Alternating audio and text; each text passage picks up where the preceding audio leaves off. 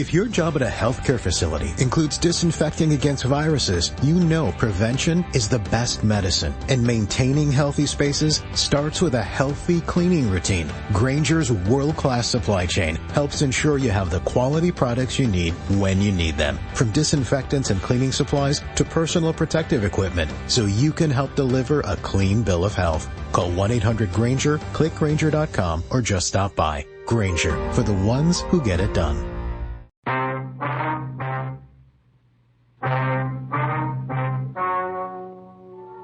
Ladies and gentlemen, the story you are about to hear is true. The names have been changed to protect the innocent.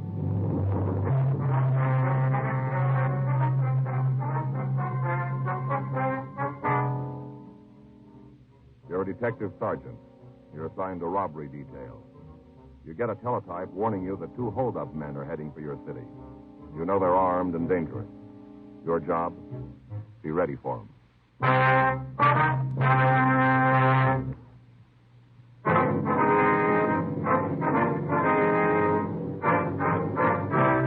Dragnet, the documented drama of an actual crime.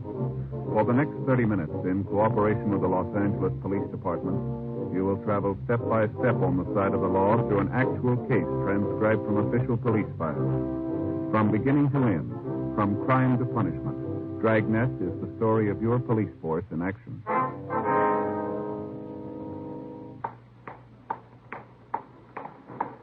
It was Tuesday, April 5th. It was raining in Los Angeles. We were working the day watch out of robbery detail. My partner's Frank Smith. The boss is Chief Detective Thad Brown. My name's Friday. I was on my way back from R&I, and it was 8:46 a.m. when I got to room 27A. Squad room.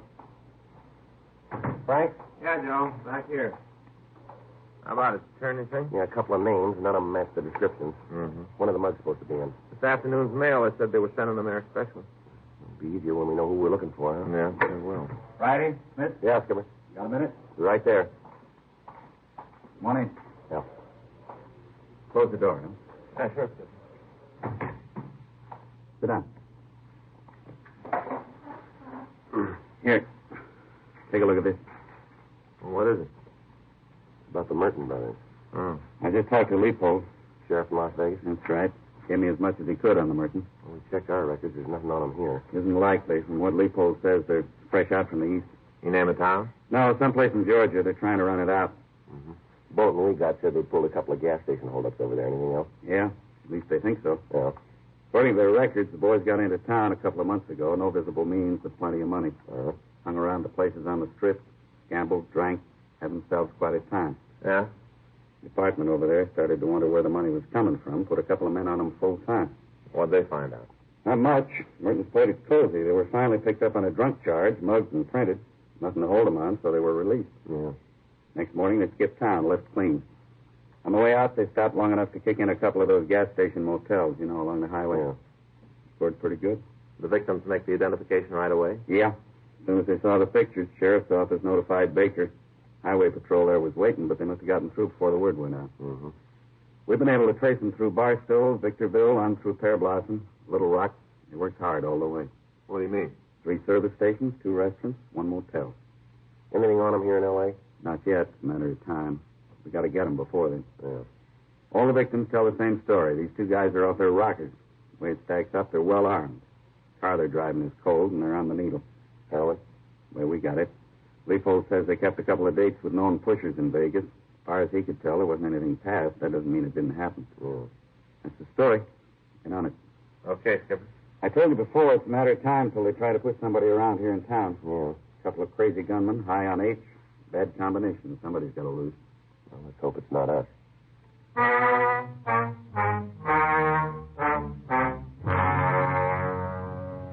Ethan Gifford Merton, WMA, 27 years, 5 feet 8 inches, 165 pounds, and his brother, Grady James Merton, 24 years, 5 feet 6, 152 pounds, arrived in Los Angeles on the morning of April 5th. The first word we had of their presence was a hotshot telephone call reporting the robbery of a market on the corner of Santa Monica Boulevard and Monroe Street. The market owners, Mr. and Mrs. Turner Dillon, had both been pistol whipped. Mr. Dillon had been removed to George Street Receiving Hospital for treatment of a skull fracture. The woman had been given emergency treatment on the scene and referred to her own doctor. The description the victims gave us matched the Merton brothers. As soon as the mugshots from Las Vegas arrived, Frank and I drove out to see Mrs. Dillon. We found her in the small apartment above the store. I just talked to the doctor at the hospital. He said Turner'd be all right. Yes, ma'am. Sure a wonder the way they hit him. Yes, sir. No reason for it. We'd have given him the money. Turner kept telling him, take the money and leave us alone. Take the money. Didn't make any difference to him. I don't think they even heard us. We'd like you to look at some pictures, Mrs. Dillon, see if you can point out the men. Oh, sure. Anything to help you catch him. Here you are, man. Think you've got him in here, do you? I hope so, yes. Mm-hmm. Well, you're right. Ma'am? Here they are. Same two. Am I going to help you get them? Yes, ma'am. Did you notice that they drove a car, Mrs. Dillon? I can't tell you for sure. We didn't really see until they were in the store. I see. Now, there must be something wrong with men who beat somebody up like that. You know, off here. Can't be a normal person. What'd they say to you? Well, he told us it was a stick-up. Said to hand over the money. The bigger one, that's him right there. He said for us to hurry up. I see. My husband opened the cash register, then he gave him what was there. The big one told him to get to the safe, hand over that money, too. Yes. Pointed the guns at us, kind of pushed us back to the safe. Turner opened it. All the time, we did just what they said. We weren't going to cause them any trouble. Yeah. Handed them all the money, every dime. Turner kept saying, take the money, but leave us alone. He must have said it 50 times. Before I even knew what was happening, Turner was lying on the floor. He'd been hit. I got mad. I tried to get at the man myself. Didn't make any difference to him. I was a woman. They hit me, too. With the gun? Yeah, here. Right on the face. Guess they didn't hit me as hard as they did Turner. Guess they didn't. After that, they left the store. Did you see him go? Not too good. To tell you the truth, I was more concerned with taking care of my husband than paying attention to them. Mm-hmm. Couple of hoodlums. I don't know where men like that come from. Must be something wrong with the way they were brought up. Yes, ma'am. Truth come out, it'll probably be their parents who ought to be in jail, not the boys at all. Well, you might be right. Sure, it's not the boys' fault. Well, we'll settle for him.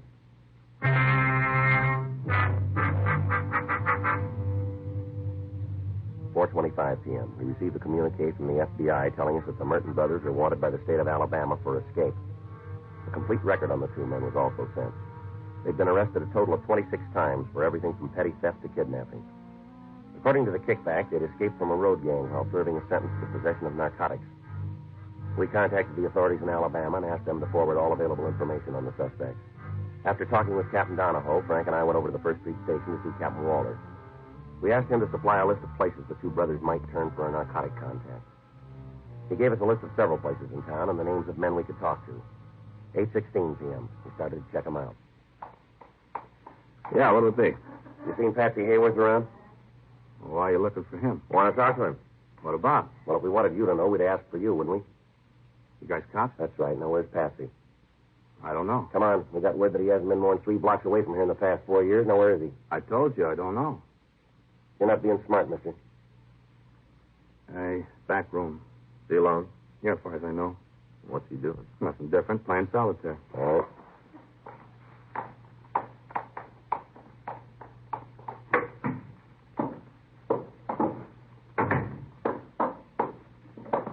Yeah?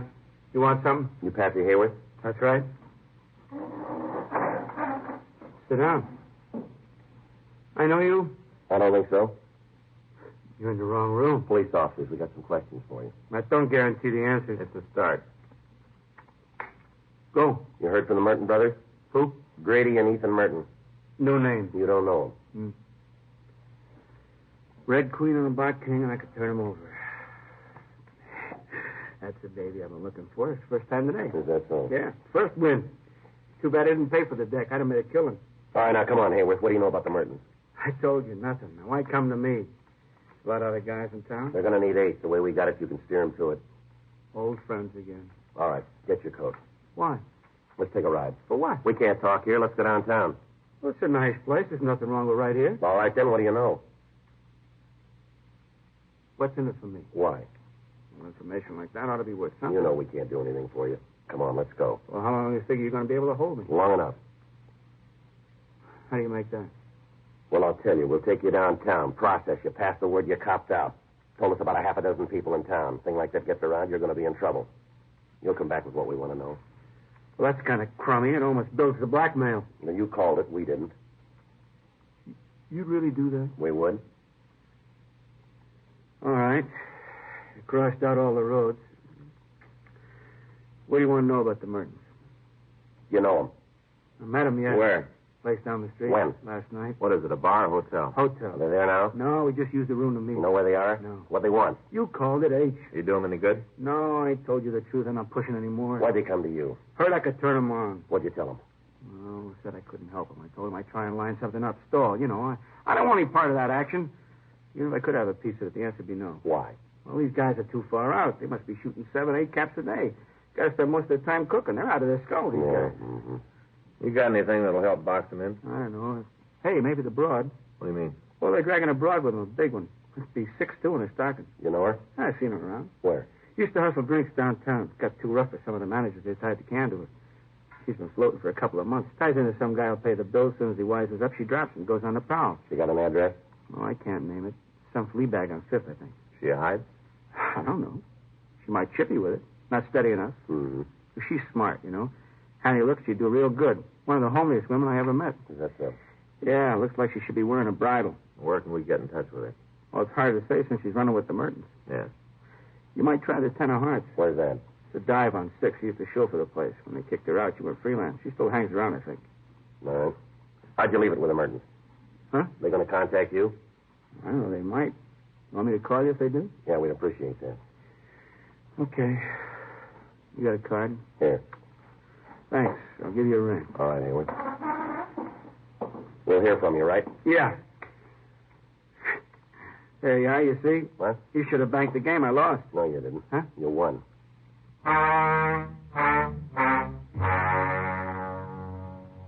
We returned to the office and ran the name and description of the woman through the record section. We came up with a package listing arrest for violation of Section 647.5 of the Penal Code and 4220 LAMC, soliciting drinks. She'd served 2 terms in the county jail and at the present time was not on parole. We got her address and drove out to see her. The landlady at the apartment house told us she was out and wasn't expected back at any certain time. Frank and I drove down to the Ten of Hearts, a small bar on 6th Street. We found the woman sitting on one of the front stools. Hi, honey. Like to buy a drink? Your name Jane Finletter? Names don't mean anything here. Just friends. That's all it really counts, friends. How about it? That's your name? Are you guys cops? That's right. What are you rousting me for? I ain't done nothing. We're not rousing you. We want to talk to you. About what? Let's get outside. Be easier to talk there. I got a choice. Not much. Okay. Henry, Yeah, Jane. save the stool. I'll be right back. Okay. So,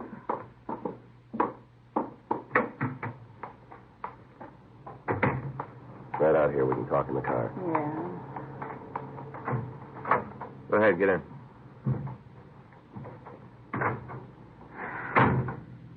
Okay, what's the beef? You work here, do you? You mean this place? That's right. Once in a while I come in, have a couple of drinks, that's it. Where do you live? I've been the route cop. You're right out here to pass the time of day. What are you after? A couple of questions. Not the power for that. What do you mean? You're not uniform. You don't send a suit out to ask about a traffic accident. What do you do with your time, Jane? Move around. Well, lay it out for me. What? When? Starts first of the week, huh? Okay.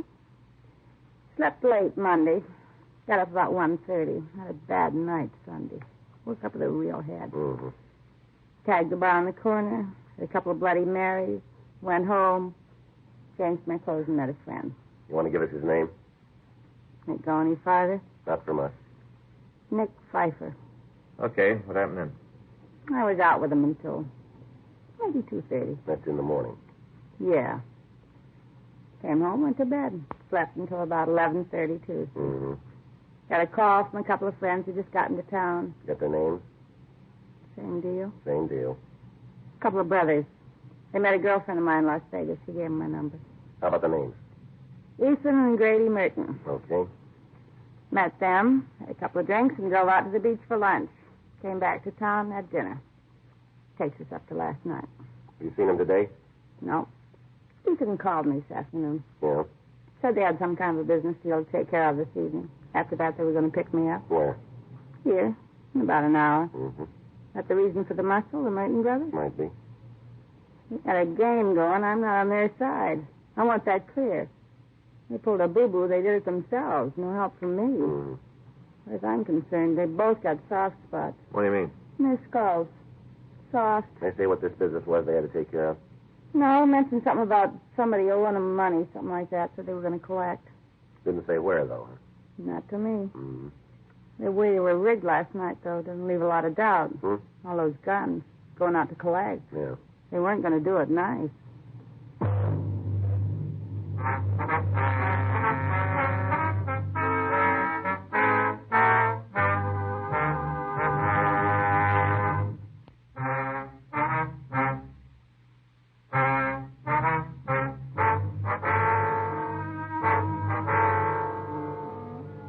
We called the office and told them what had happened. Another team of men were sent out to help us cover the place. Frank and I took up our positions in the back of the bar, and we waited. 1:15 a.m., 1:30, 1:45. What do you think, Joe? I don't know. Maybe they decided not to show up. It's possible. Yeah. Hey, Joe, I got an idea this morning. Yeah? While I was shaving. Mm-hmm. I always have trouble, Try all the things they tell you. Let the lather stay on 2.5 minutes, hot water, all the things you're supposed to do. I've tried them all. Mm-hmm. Finally came up with the answer. You did, huh? Yep. Well, what is it this time? New kind of razor? New razor. Yeah. I got thinking about Faye and gave me the idea. How does that work? Faye's my wife. Yeah, I know that.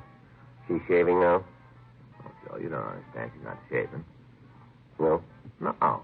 See, last night she gave herself one of those home permanents, and I got the idea from that. For the new razor? Yeah.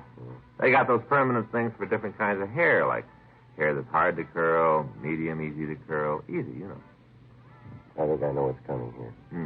Well, if somebody invented a razor for tough beards, medium beards, light beards, he'd do all right. Mm-hmm. You going to invent it, are you?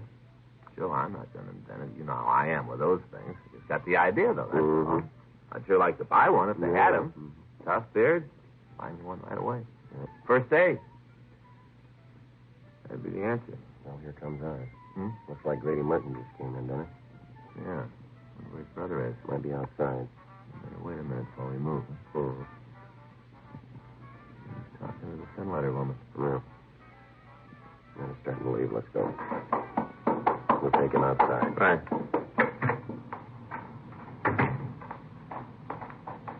All right, Merton, hold it up. He's leaving, Joe. All right, come on, calm down. Take it easy. Leave me alone. Police officer. Come on. Take it easy. All right, now, come on, Merton. Get up. Come on. Now, get over there by the wall. Stand still. Here, Joe. Luger. Hurting still. Yeah. All right, put your hands down the back. What are you shoving me around for, cop? You're going to be sorry about... Where's your brother? You'll find him. You got a fat mouth, mister. Now, where is he? I won't lead you to him. Got him, huh? That's right. You turned him on, didn't you? You talk to me. Guys like you always causing trouble. Ah, you cheap bum. I don't know what he's in season. You're sure going to be sorry when he hears about this. Tell him to stay away, too. He'll get you. You can't dig far enough to get away. He'll find you and pay you back. All right, that's enough. Now, let's go. You tell her. She's going to collect interest on it. She'll be sorry. Not alone. Huh? She'll have company.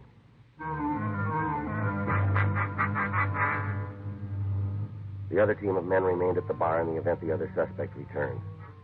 We took Grady Merton to the city hall for questioning. Empty your pockets. Huh? Come on, empty them out.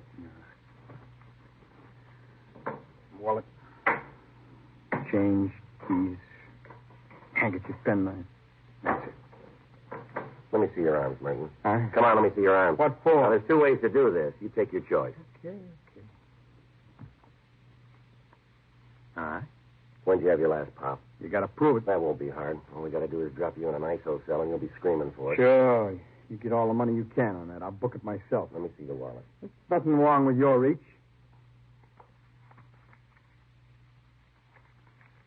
This the pink slip on your car? Yeah. Bought it in Nevada? That's what it said. Yeah. What are those keys for? Nothing. I just like to carry them. Stand up. Now, what happens now? You hit me? Turn around. Forgot something, didn't you, Merton? Huh? Key here. What's it for? I never saw it before. Hendricks Arms Hotel. Is that where you've been staying? I'm not going to say anything more. You want me to talk? It's got to be with a lawyer. All right. I know my rights. You can't make me say nothing more. You don't have to. Huh? We got all we need.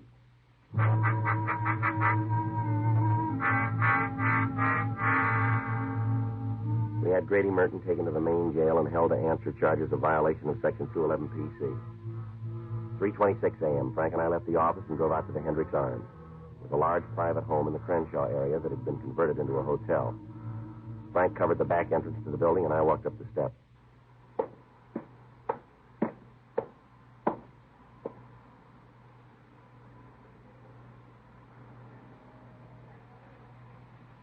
Just a minute. I'm coming. You know, it's 3:30. Hope you got a good reason coming around here this time of night. Police officer, can you tell me who's registered in room 5C? What for? Police business. Listen, mister, this is a clean place. There's no trouble. Now, that's the way I run it. That's the way I want it to Yes, stay. sir. Now, who's in room 5C? A couple of guys. What are the names? I don't know, Smith or something. White rented the room to him. Only seen him a couple of times. All right, does one of them look like this picture? Come in here while I get some light, huh? All right. Now then, let's take a look. Oh, this the fellow here? That's right.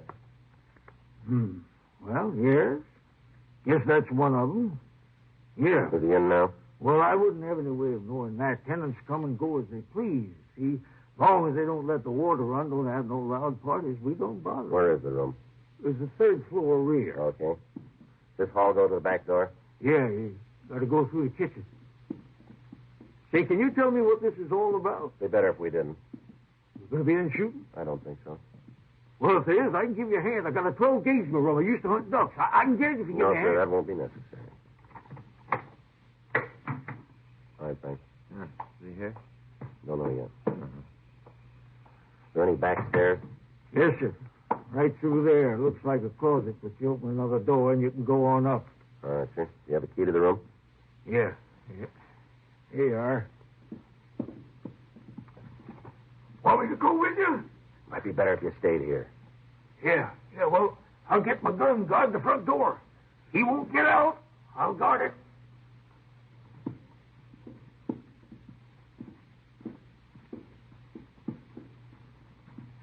This is down this way. Yeah, easy.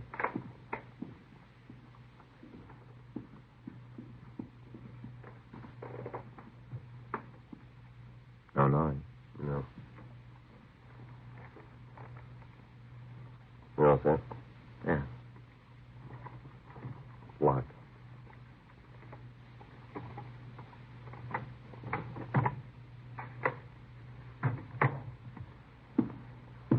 Behind you, Joe. I get the light. All right, what are you doing? This is a hijack. What are you guys doing Get here? up. Come on up. All right, how'd you get to me? How'd you do it? We did. I should have killed you. All the time in the world, and I didn't do it. I should have killed you. Yeah, you should have. Perfect shot, and I couldn't do it. No reason at all. Wouldn't have cost me any more. That's so? Yeah, sure, they never executed anybody in this state for killing a cop. Wouldn't have cost me any more. You got a bigger bill than you can pay now. Come on.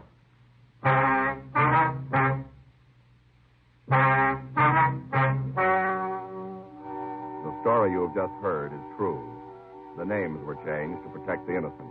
On August 18th, trial was held in Department 98, Superior Court of the State of California, in and for the County of Los Angeles. In a moment, the results of that trial.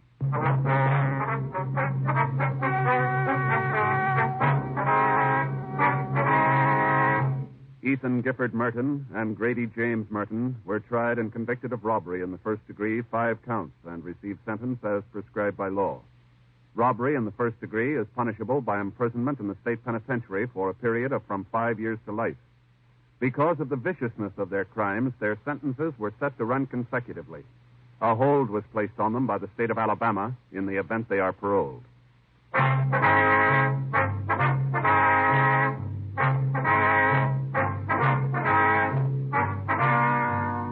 You have just heard Dragnet, a series of authentic cases from official files. Technical advice comes from the Office of Chief of Police W.H. Parker, Los Angeles Police Department. Technical advisors, Captain Jack Donahoe, Sergeant Marty Wynn, Sergeant Vance Brasher. Heard tonight were Ben Alexander, Herb Ellis, Virginia Gregg, Vic Rodman, Bert Holland. Script by John Robinson. Music by Walter Schumann. Hal Gibney speaking.